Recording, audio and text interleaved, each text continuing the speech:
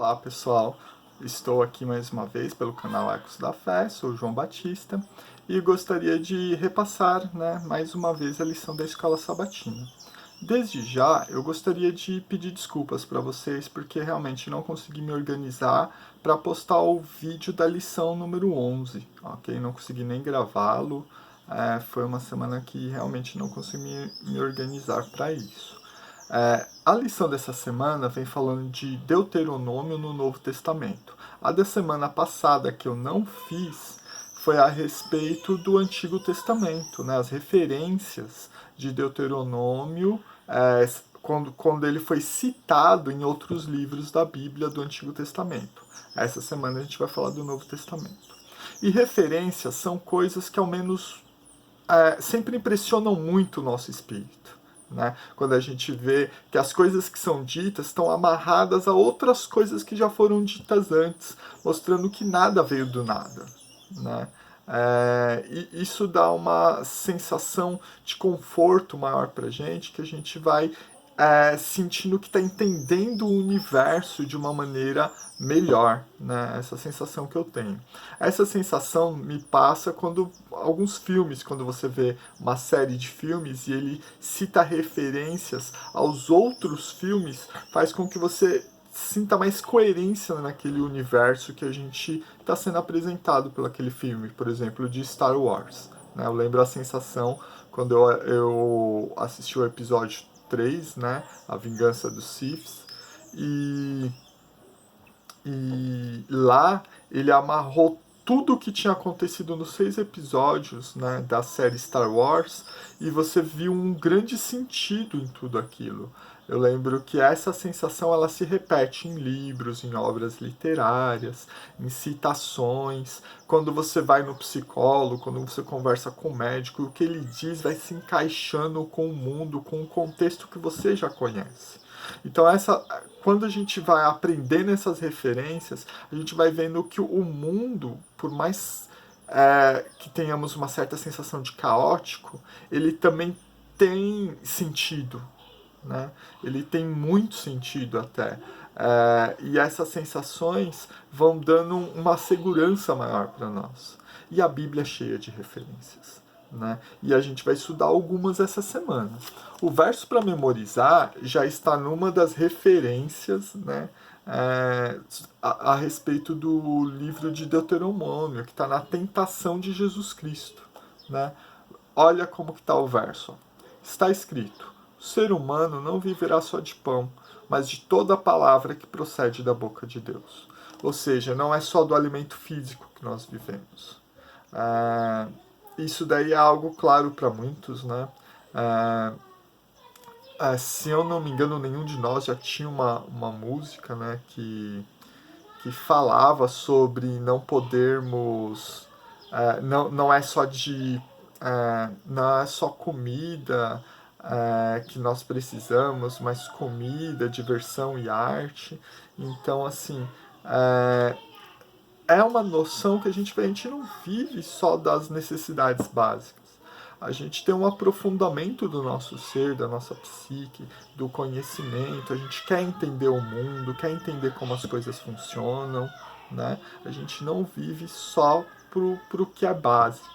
Quando vivemos assim, nós acabamos entrando em embates, né? Que que mostram muito a futilidade da vida. Eu sei que muitas vezes isso pode acontecer porque somos rebaixados também. Como os outros nos tratam, pode nos rebaixar a níveis desumanos. Né?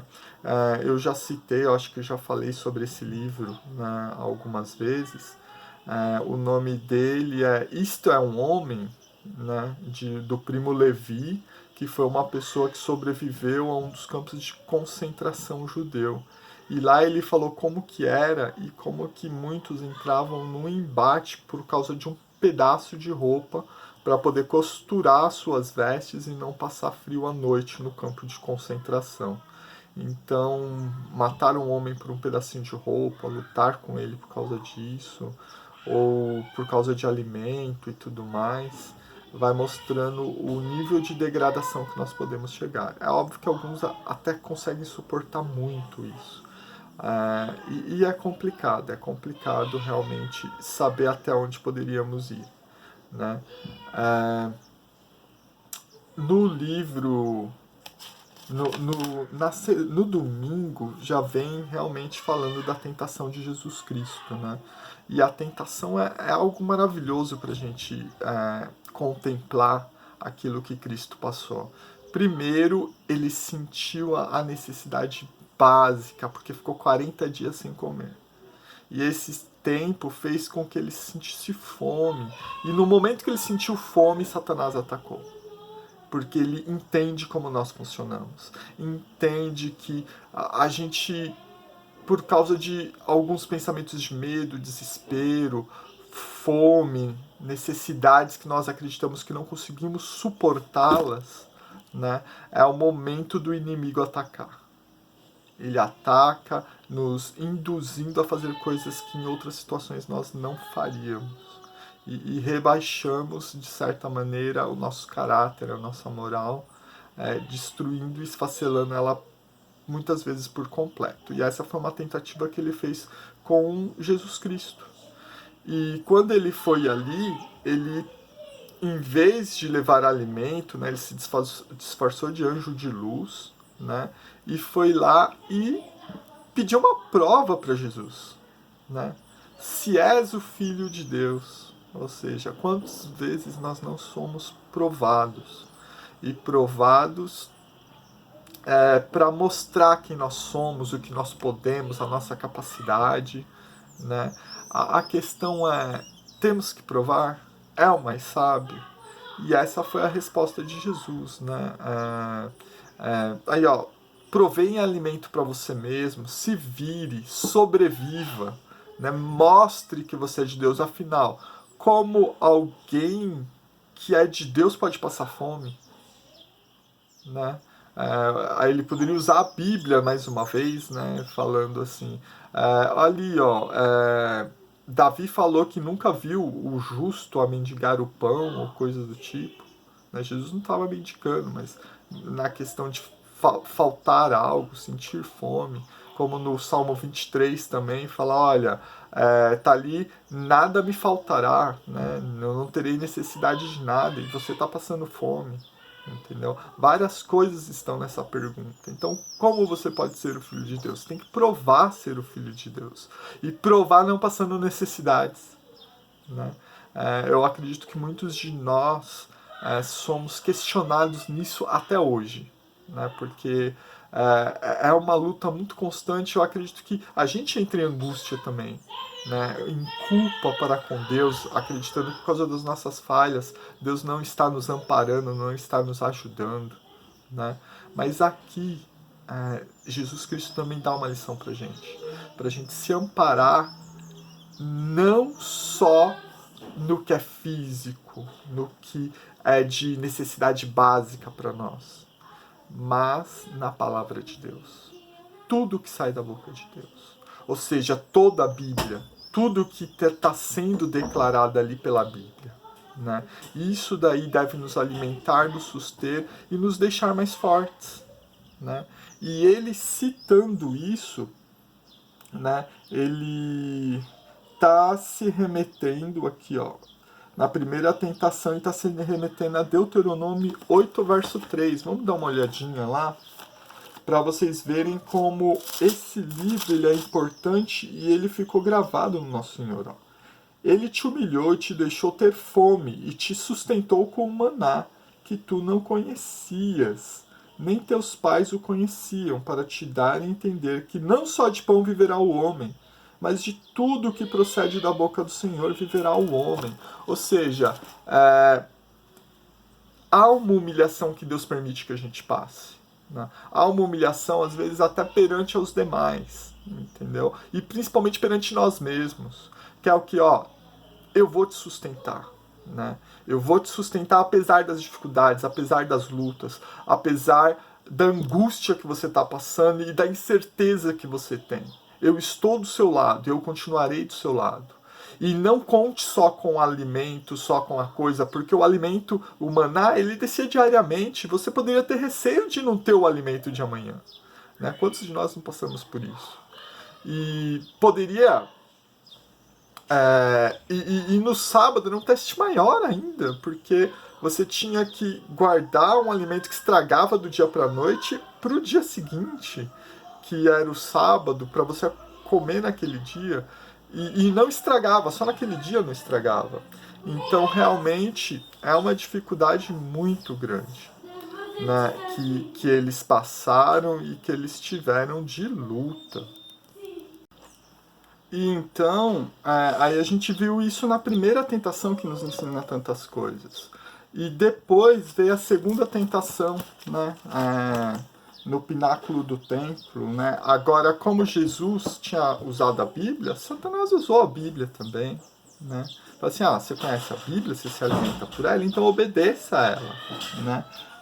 Assim falando agora, ele novamente agora falou de Deuteronômio 6,16, quando Satanás falou para ele pular ali, né, do cenáculo do templo, porque Deus iria proteger ele. Ou seja, mais uma vez falando, olha, se você é tão bom, se Deus se importa com você, por que você não se atira aqui para que eu veja claramente que Deus te protege? Afinal, ele falou que ia dar para proteger seus anjos e tal. E aí ele cita agora Deuteronômio 6,16, então, não ponham à prova o Senhor seu Deus, como fizeram em Massá. Entendeu? Ou seja, não tentem ele, não provoquem a ira dele para ver assim, será que ele destrói ou não destrói? Será que ele faz isso? Será que depois de tirar o povo do Egito, ele vai aguentar todos os abusos do povo por causa do seu nome, né? Porque eu vou falar de qualquer jeito, porque, sabe... falando assim, eu vou falar de qualquer jeito, vou manipular a Deus, né? Porque eu vou falar coisas duras, porque preferíamos morrer e tudo mais. E Deus vai ter que fazer algo a respeito disso, porque senão o nome dele vai ficar feio, entendeu? Então, assim, as minhas palavras podem soar estranhas para vocês, mas o que eu sinto que é não tentar a Deus? É não provocar a Deus, né? Tá, João, isso está até no texto, mas o não provocar ali é no sentido de tentar manipular a ação divina. Porque às vezes a gente fala assim, por isso, disso, se eu falar assim com Deus, Deus vai fazer assim. Se eu fizer isso ou aquilo, Deus vai agir de tal maneira. Então a gente sempre está o quê? Tentando colocar nossa mão para controlar o poder divino sobre nós. E ali as reclamações, as queixas, já estavam quase como um costume do povo.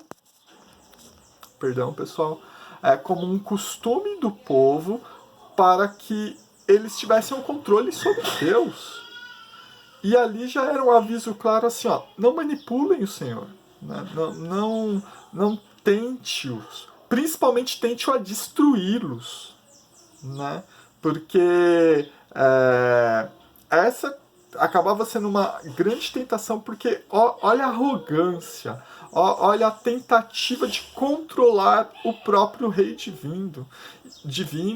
E Deus é incrível, ele não precisa, né, ele sabe tudo o que a gente está fazendo, até melhor do que nós.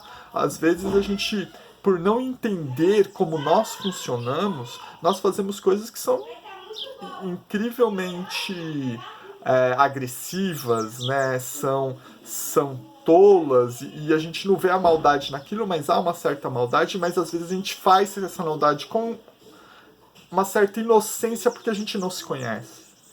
E não consegue ver maldade naquilo, às vezes a gente acha que é só sinceridade ou coisa do tipo, e Deus entende, Deus tem paciência, Deus tenta ensinar, mas quando a gente faz com o propósito de manipular as ações divinas, aí é algo muito grave.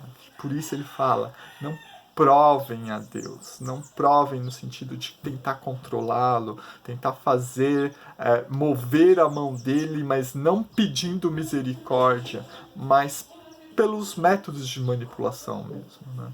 Ao menos é assim que eu vejo essa parte. E o último, né, é quando ele oferece o reino do mundo, né? Satanás oferece o reino do mundo. E aí Jesus novamente responde com outro texto de Deuteronômio, que é Deuteronômio 6,13, que fala: temam o Senhor seu Deus, sirvam a Ele e jurem somente pelo seu nome. Ou seja, se fixem em Deus, olhem para Deus, tenham um relacionamento com Deus e esqueçam o resto que está ao redor. Não que você não precise, ok? Mas que o seu foco seja no seu relacionamento com Jesus. Isso é a nossa maior dificuldade, porque há muitas distrações que nos fazem não ficar olhando para Jesus, né? E eu acredito que a tentação ela tem muito o que falar. Dá para se retirar muitas lições da tentação que Jesus Cristo passou. Ele nos deixou um modelo de como viver realmente pela fé. Viver pela fé seria o quê? Viver ao lado de Deus, mesmo que não faça muito sentido logicamente, né? Pela lógica, mas em companheirismo para com Ele, né? Contando que ele é seu amigo, que ele vai te amparar e vai te ajudar porque ele tem todo o poder na mão. Confiar que ele quer o melhor para cada um de nós. Isso é um ato de fé, isso é que é a verdadeira fé. Que olhar não só que Deus existe, porque ele pode existir e ser o pior ser do universo, né, assim, pela lógica, pelo raciocínio. Por exemplo, alguns veem na Bíblia, o Deus bíblico, se ele existir, ele é isso, ele é misógino, ele é homofóbico, ele é isso, ele é aquilo. E isso não é real quando você entra em contato com a Bíblia mais profundamente. Você vê que isso não é real, ok? Outras coisas importantíssimas que a gente aprendeu nessa lição, talvez eu me delongue muito, eu vou tentar ser mais breve, mas outra coisa importantíssima é a questão da justiça social. Como eu aqui falei que muitos veem Deus como alguém que trata as pessoas, né, de modo diferente, a Bíblia afirma em diversos momentos que não é assim. Ele é um juiz e um juiz justo. E aqui vem uma expressão, né? Não trata as pessoas com parcialidade, né? Que está em algumas versões de Deuteronômio 10, 17 a 19, né? Vem falar de uma expressão que saiu, né? Acreditando-se que era uma expressão que se originou no cenário jurídico, sabe? Quando um juiz olhava e investigava o rosto da pessoa, olhava ela de cima a baixo para ver de que classe social ela pertencia. E aí quando ele olhava, ele falava, pô, esse cara aqui não tem futuro. Como que eu vou defender ele? Ele não vai trazer nenhum benefício para a sociedade. O outro já é rico, ele pode dar tal e tal influência, pode beneficiar outros. E acaba isso interferindo num julgamento imparcial. Entendeu? Pelo que a pessoa é. Se ela é pobre, se ela é negra, se ela é do orgulho LGBTQI+, entendeu? Então, se é mulher, se é criança, entendeu? O ato que cometeram contra ela não é julgar, muda a gravidade segundo quem foi que aplicou essa coisa, entendeu? Mas João, não teria que ter um julgamento pensado? Sim, teria, né? O erro, por exemplo, o assassinato e tudo mais. Tem várias questões legais, né, como o dolo, né, que é quando você faz com intenção, quando você faz com culpa, mas sem a intenção má. Então tem várias coisas que tem que entrar no julgamento, mas não pode interferir, né, no julgamento simplesmente uma lógica de benefício próprio ou benefício que você vê geral, né? E não julgar causa mesmo, o erro que foi cometido, né? E isso acontece muito. Tanto até que essa expressão, né, o juiz fazia isso de julgar, olhar, e aí fazer o julgamento segundo os próprios critérios, não um critério de uma lei maior que ele, né? isso é imparcial, né? Por mais que a pessoa julgue estar fazendo o que é correto, o que é sábio, isso vira um critério simplesmente pessoal. Então, cada juiz vai julgar de uma maneira e isso não está correto, ok? Por isso, os códigos penais eles têm tantos detalhes, tantos detalhamentos, para que possa se agir com justiça todo juiz de uma maneira mais semelhante. E o símbolo da justiça, você pode ver que é uma mulher com uma balança e os olhos vendados, o quê? Para não ficar olhando para essas diferenças sociais, né? Não para julgar por elas, e sim ter tudo o quê? Numa lei. A lei é necessária para que haja maior justiça. E aí é óbvio, tem que haver uma reflexão sobre a lei, pensamento sobre a lei não único, de um grupo de pessoas, para que a gente entre num consenso, ok? Então, a gente vê essa repetição disso, né, que está em Deuteronômio 10, 17 e 19, se espalhar lá pelo Novo Testamento. Não foi Jesus que inventou. Entendeu? Não foi que Jesus, em sua encarnação, porque acreditamos que Jesus era o Deus que mais intercedia ali no Antigo Testamento. Entendeu? Nós que acreditamos na Trindade, acreditamos que Jesus, antes de sua encarnação como um ser humano, era ele que estava ali intercedendo por nós, conversando com o ser humano, fazendo as teofanias, né, que é o encontro do homem com Deus, né, de alguma forma, era Jesus ali. Né, o anjo do Senhor, em diversos momentos que o anjo do Senhor aparece, acreditamos que era o próprio Senhor Jesus Cristo. Né? Então, não foi, né, depois da encarnação que ele falou isso. Desde o Antigo Testamento está ali. Então, essas citações de Deuteronômio já mostram que Jesus veio para retomar a autoridade de toda a Bíblia, né? De reafirmar essa autoridade, de mostrar que ele realmente sabe a luz correta, né, para se enxergar os textos bíblicos. Isso é muito importante. Na lição de terça-feira vem um texto magnífico novamente, né? Me abriu os olhos para a questão de amaldiçoado no madeiro, para a argumentação de Gálatas 3, 1 a 14. Né? Tem um ser que é amaldiçoado. Né? Um ser que é amaldiçoado é aquele que não obedece à lei de Deus. A gente encontra lá em Deuteronômio 27, 26. E 21, 22 e 23 também fala que é maldito aquele que é preso no madeiro, entendeu? E por que ele é maldito? Porque provavelmente ele está sendo colocado como exemplo o que acontece com aquele que pratica o mal, com aquele que é contrário à lei. Né? Se eu não me engano, os persas, desculpa, acho que foram os assírios, eles usaram o madeiro, né, que seria na verdade só um poste em que eles fincavam, né, empalavam os corpos, e eu acho que foi entre eles que eles fizeram um caminho de quilômetros de corpos assim que ficaram empalados dessa maneira, entendeu? Mostrando o exemplo de quem vai contrário ao império deles. Né?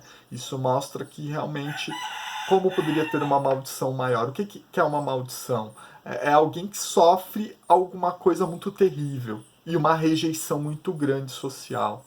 Entendeu? Então, ser maldito aqui no texto bíblico seria ir, além de contrário a Deus, passar por uma vergonha muito extrema pelo que cometeu. Né? Só que assim, nós cometemos uma vergonha muito grande por causa dos nossos pecados, as coisas que nós cometemos de errado, entendeu? A quebra dos mandamentos de Deus, não obedecer à palavra de Deus, isso nos coloca como malditos, né? E a maior das maldições é a morte, né? É o salário do pecado, né? Então a gente vai cair nesse escárnio e estaremos destruídos para sempre. A gente não vai mais fazer parte da família de Deus, né? Por quê? Porque estaremos mortos e extintos para sempre. A morte, da maneira que a Bíblia apregoa, ela não é eterna por causa de Cristo. Né? E aqui entra Cristo, que não fez nada para ser maldito, mas se colocou como maldito ao ser suspenso no madeiro. E aí ele cita Deuteronômio, que aquele que é suspenso no madeiro é maldito. Por quê? Porque é uma vergonha extrema. E ele está pagando por um crime muito grave. Só que Cristo se colocou como maldito, se tornou maldição, não porque ele cometeu um crime muito grave, mas porque nós cometemos. E isso estava em Deuteronômio e eles usaram para mostrar assim, olha, nós pecamos e somos malditos. A maldição que estava em nós, ele tirou, se colocando no local onde está o amaldiçoado. Então a gente se tornou maldito, mas ele tirou essa maldição e sofreu essa maldição por nós, e sem merecer. Era essa visão que Paulo vinha trazendo e está falando o quê? Paulo está falando aqui para judeus e todos aqueles que estudam a Bíblia, porque está lá em Deuteronômio. E ele mostrou que através da Bíblia, Jesus Cristo se fez maldição para nos salvar. Né? Esse é o argumento, é um argumento belíssimo, incrível. Que sem você conhecer toda a Bíblia, conhecer principalmente Deuteronômio nesse caso, você não vai entender. O próprio livro de Deuteronômio, ele cita todos os outros 4 livros da Bíblia que vem anterior a ele. Gênesis, Êxodo, Levítico e Números. Né? Ele cita tudo o que aconteceu lá. Então, isso para fortificar, principalmente depois da saída, depois do êxodo, né, do povo de Israel do Egito, e ele vai retomando isso. Então a questão da referência na Bíblia é algo incrível. E como está muito longo, eu vou até quarta-feira, né, vou deixar de quinta, porque para falar um pouquinho sobre um profeta semelhante a você. Né? E eu gostaria de fazer um comentário um tanto diferente do que está na quarta-feira, não contradizendo, mas acrescentando, porque aqui cita, né, um profeta como Moisés. Né? Segundo o texto de Deuteronômio, viria um profeta na autoridade de Moisés, assim como Moisés, só que maior. Né? Que tinha uma dependência maior e que tinha uma importância muito maior que Moisés. Né? Para o judeu hoje, ainda Moisés não tem alguém para se igualar como profeta, entendeu? E como Messias não tem alguém como Davi. Né? Mas assim, voltando, a gente vê tanto em 3:22 Pedro como Estevão se referindo a esse profeta como sendo Jesus Cristo. Entendeu? E é interessante que na citação de Pedro fica bem claro. Ele falou, esse profeta que seria maior que Moisés é Jesus. E aí um pouco mais alto, um pouco mais para frente no livro de Atos, vemos Estevão, né, sendo acusado injustamente de fazer coisas erradas e tal, mas na verdade porque ele estava pregando poderosamente sobre Jesus Cristo. E aí ele coloca referências em tudo que o povo de Israel passou. Né? E ele cita, um profeta se levantaria. Entendeu? E esse profeta que se levantaria, segundo o contexto de Deuteronômio, o que ele está falando aqui, seria um profeta que se levantaria maior e que também seria rejeitado. É um contexto de rejeição. Ó. A vida desse profeta seria o símbolo da rejeição deles para com Deus. Entendeu? Porque assim, Moisés foi rejeitado? Foi. Pelo povo? Foi. Quantas brigas fez, eles entraram, entendeu? Os reis de Israel, aqueles que seguiam a Deus, foram rejeitados muitas vezes pelo povo? Foram. Então tem um histórico de rejeição muito grande. E esse histórico de rejeição, ele chega no seu limite máximo em Jesus Cristo. Em Jesus Cristo a gente vê uma rejeição muito grande. Né? Alguns até veem aqui como o tempo dos judeus, as 70 semanas profetizadas em Daniel, acabando nesse momento aqui. né? Nesse momento que Estevão é apedrejado, né? Paulo ali ainda consente com a morte de Estevão e fala, ó, vocês continuam rejeitando o Salvador. Vocês continuam rejeitando os profetas de Deus. Vocês continuam rejeitando o próprio Deus. E aqui, na morte de Estevão, e um pouquinho mais à frente, quando o próprio Paulo, agora convertido, fala, irei para os judeus, um fechamento dessas 70 semanas. Né? Essas 70 semanas que o povo tinha que organizar a sua casa, o povo judeu. E agora, o mundo, né, o Cristo, né, seria conhecido pelo mundo, né, como o Salvador deste mundo, mas nós sabemos, né, os profetas dele ainda sendo muito rejeitados. E isso acontece conosco hoje. Quantos de nós verdadeiramente seguimos Jesus? Eu, muitas vezes, entro em reflexão, vendo a vida desses homens que viveram, né, na Bíblia e tudo mais, o quão distante a gente está de viver assim para Cristo. Né? O quão distante, às vezes a gente até tem atitudes de caráter que fazem as pessoas se lembrar que somos cristãos e tudo mais, mas o quanto no dia a dia estamos imersos em Cristo, conversamos com Ele, vemos Ele um amigo, vemos Ele como a única solução para os reais problemas desta vida.